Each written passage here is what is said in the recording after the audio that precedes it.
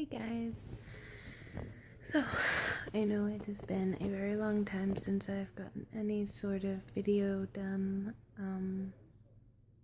so I wanted to apologize. It's just I've been trying to settle down into Florida for the longest time, about a month or two now. So I haven't really had time to do anything, especially with husband.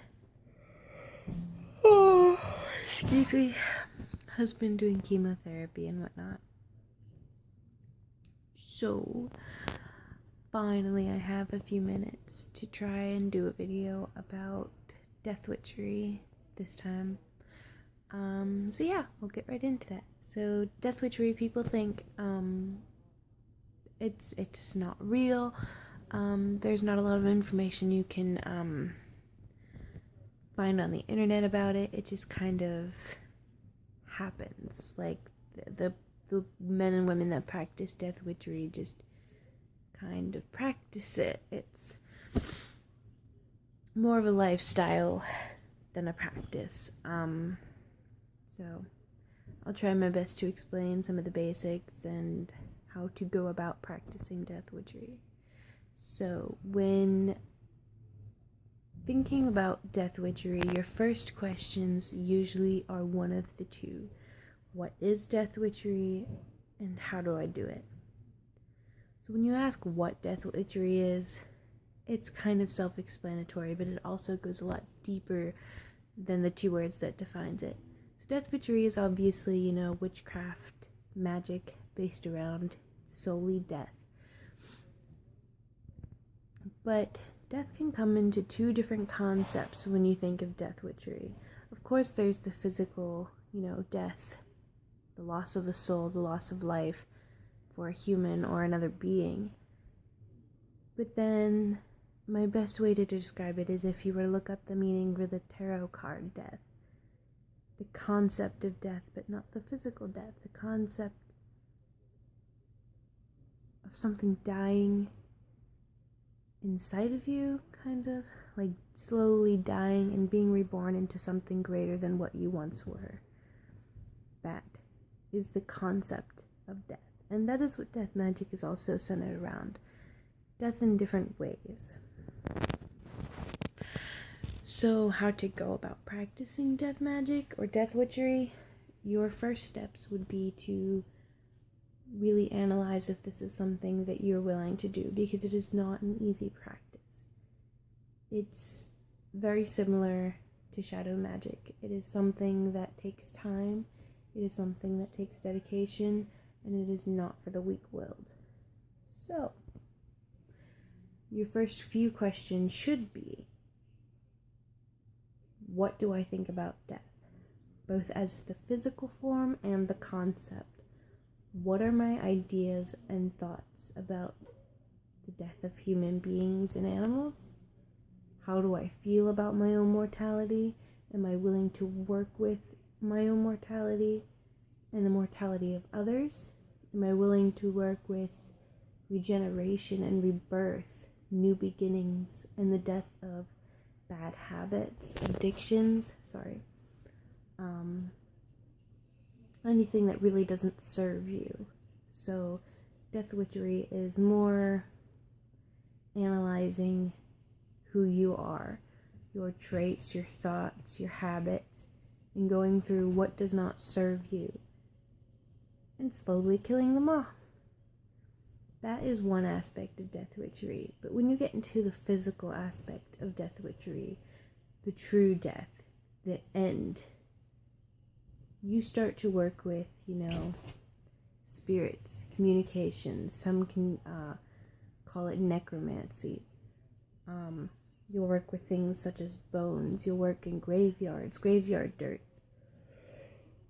Oh, excuse me again. Things like that.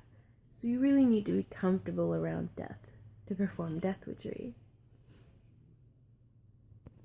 So Death Witchery is not evil. It is not summoning the dead to do your bidding. Sorry, my cat is being a bit of an ass. Death Witchery is just something you really need to think about and feel comfortable with doing before actually performing it. Sorry, my cat's flipping out. Come here. Get stuck on his collar. So another question I usually get in on Tumblr, basically, when you think about Death Witchery, if you're not a secular witch, which basically means you don't worship deities or you don't believe in them. Oh my lord. What deities can you work with when performing or working with death magic? So it's relatively simple. When you think of deities that would be suitable for death magic, you really want to think about the deities that are, different aspects of death, deities that reside in an underworld, if you're Greek pagan like I am. Basically anything tied to the dark moon or the new moon. And darker aspects, basically, darker deities.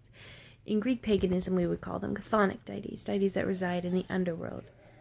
So you have deities like Thanatos, Nyx, Hypnos, Erebus, Hades, Persephone, really deities that are, their mythology is embedded within death and dying. And those deities would be perfect for working with death magic because that is pretty much what they know. So I myself, I can't stop yawning. Long day. I myself work with Thanatos and Nyx. Devoted to them. I worship them. I work with other deities, other chthonic deities. I work with Hypnos. I work with his sons. I work with, deities that aren't particularly chthonic. I work with the muses and other deities like Artemis, Athena, Aphrodite, Eros, Hera, Zeus, Poseidon, Amphitrite. There's all different kinds, but chthonic deities, if you really want a list of deities that would be useful in working with death magic, Googling chthonic deities is probably your best bet. But anybody that resides in the underworld in Greek paganism would be a great choice. Other deities in different pantheons would be, Nephthys, Anubis, Set, Osiris, the Morrigan. It's just, I'm so used to Greek paganism, it's really hard to think of other deities that would work well with death. Hecate, Melano. There's plenty of death deities, so you don't have to really stick to the Greek pantheon, but that's just my preference. So, yeah, these are the questions you really need to think about when asking yourself if death magic is right for me.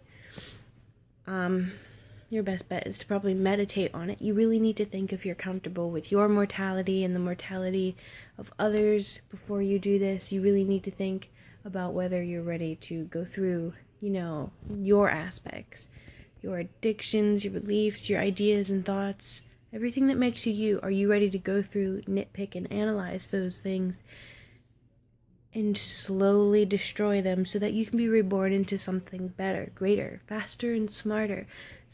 Somebody that is totally comfortable in their practice and doesn't need to feel violated or ashamed or anything like that. So yeah.